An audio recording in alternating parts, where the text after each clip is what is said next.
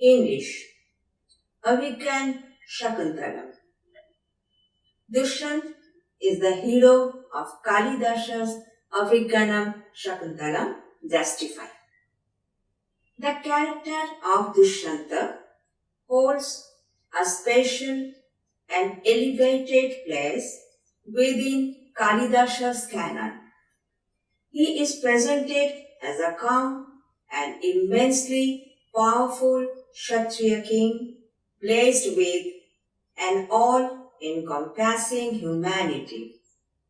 He is widely accepted as a king who is valiant, courageous, righteous, and a diligent follower of the law.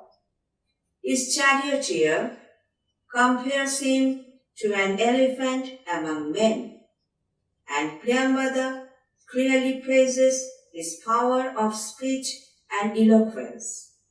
Dushyanta also comes across as a master in the fine arts like music and painting. The join of the Puru dynasty, Dushyanta reigned over a vast region. He rules it as per the dictates of law and its impeccable application.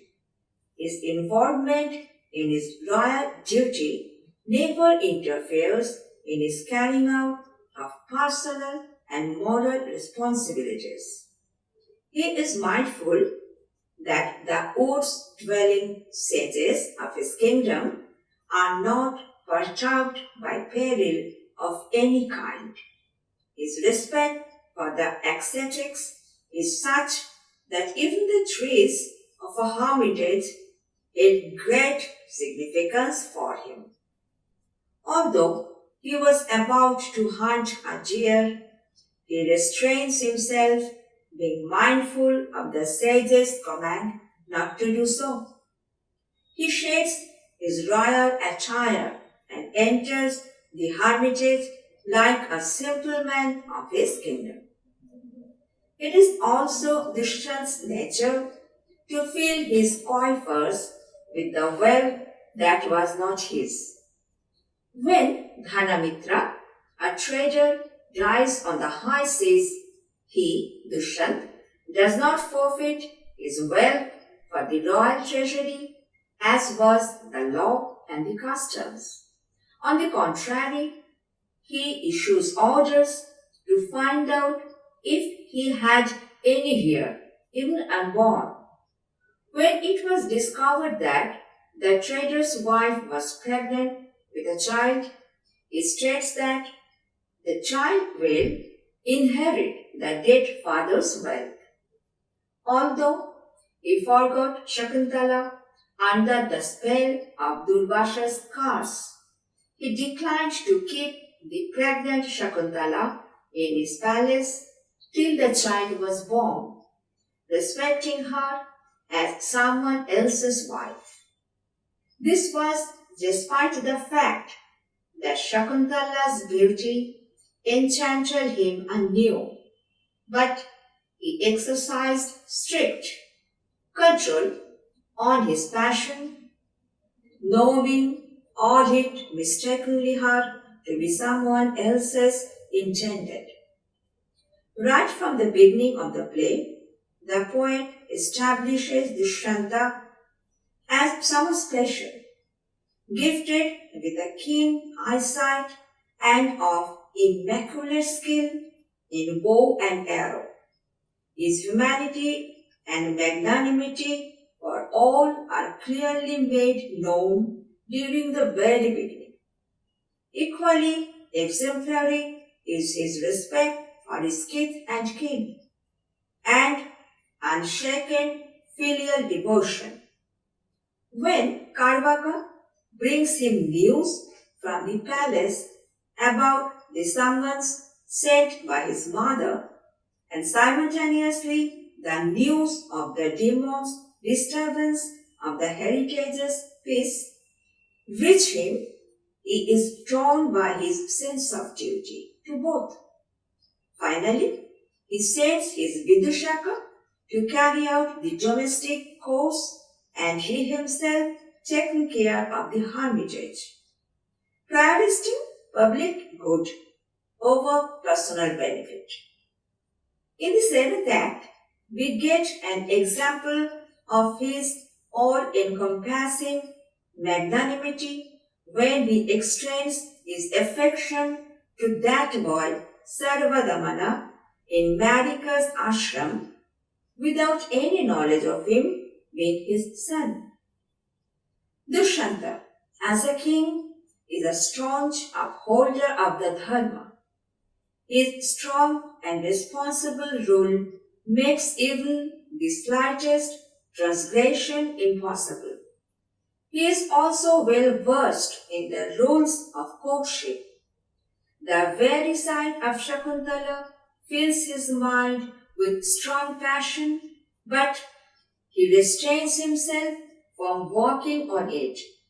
He first takes stock of the situation, gets complete knowledge of Shakuntala's birth, upbringing, and only then advances in the matter of love. He is mindful of the emotions of all his queens.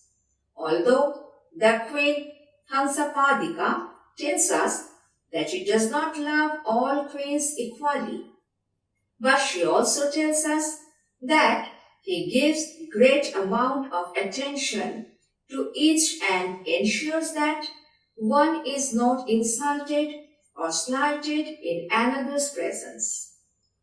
We can here remember the promptness with which he removes Shakuntala's portrait from the presence of Queen Vasumati in the sixth act. When, in the seventh act, Dushyanta's curse is cast away and he regains his memory, he immediately subjugates himself to Shakuntala and accepts her wholeheartedly. His essential humanity helps him to ask due forgiveness from Shakuntala for his forgetfulness, though it was not entirely his own doing. Thus, Dushyanta comes across as an ideal king and a person with lofty dimensions and greatness in Kalidasa's Abhijnana Sakuntalam. Dushyanta is a man of striking personality. He is seen as youthful, handsome, majestic, and of sweet address. His personality is the extreme nobility of his mind. There is no wonder in him falling in love with such an unknown beauty. He is indeed a lover of beauty. Being a sovereign, he was in a position to have it and enjoy it irrespective of its price.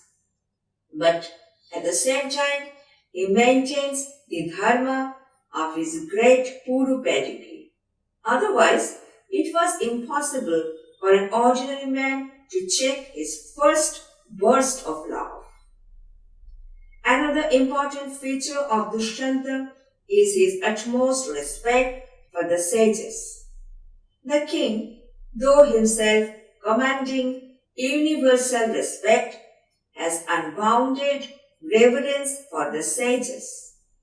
There are many incidents in the play which testify to his high moral power.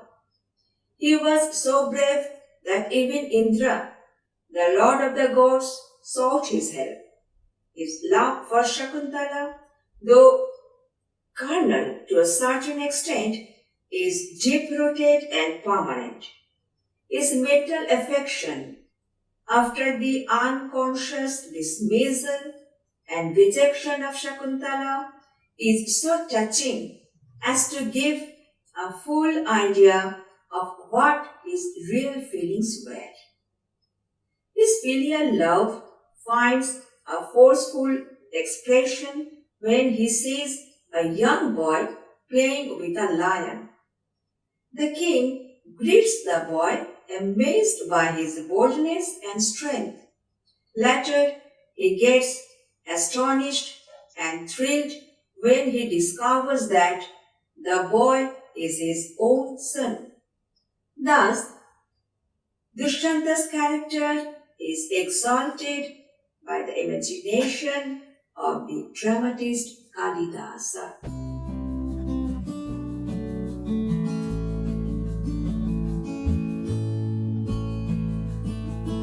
Welfare. After the Kalinga War, the greatest ideas and objectives before Ashoka.